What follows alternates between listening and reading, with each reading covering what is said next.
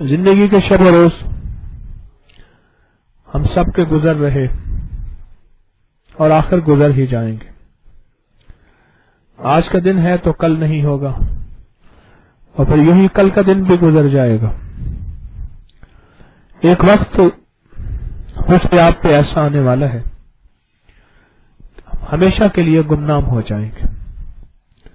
ہمیشہ کی ناموری، ہمیشہ کی عزت، ہمیشہ کا وقار اور شان و شوکت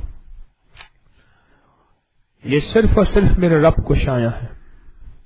میرا اللہ ہی ہے، میرا اللہ جو ہمیشہ باقی ہے، ہمیشہ باقی ہے، اور اللہ ہی کو بقا ہے اور ساری کائنات کو فنا ہے. دنیا کا خوش قسمت انسان وہ ہے جس کے دل میں اللہ جل شانہ اپنی محبت عطا فرما دے. دنیا کا خوش قسمت انسان ہے اور اللہ اپنی ذات کا شعور دے دے، احساس دے دے، ادراک دے دے، اس کے دل میں اللہ پاک اپنی ذات کی سچی محبت دے دے. وہ دنیا کا خوش قسمت انسان ہے. دولت کا مل جانا نعمت تو ہے اگر حلال راہوں سے ہے. چیزوں کا مل جانا نعمت تو ہے اگر حلال راہوں سے ہے.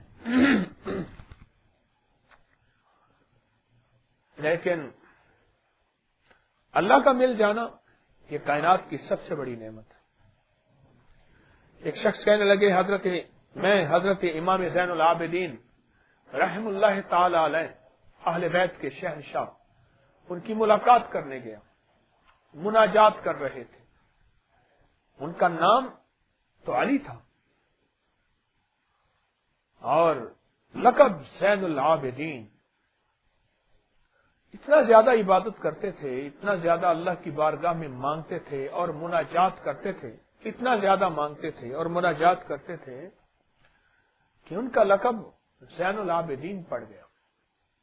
عبادت کرنے والوں کے شہنشاہ، عبادت کرنے والوں کے شہنشاہ. شہنشاہ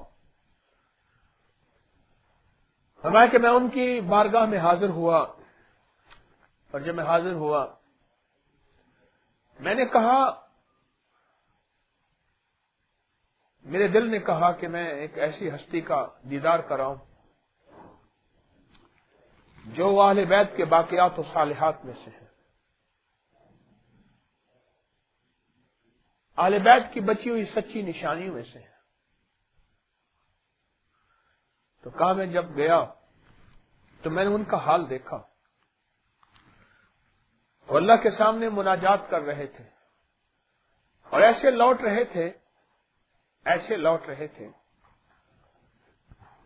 کہ جیسے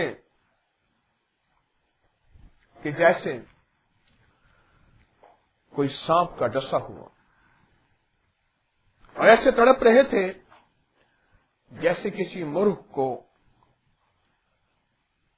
ذبح کر کے اور پھینک دیا جائے اور چھوڑ دیا جائے.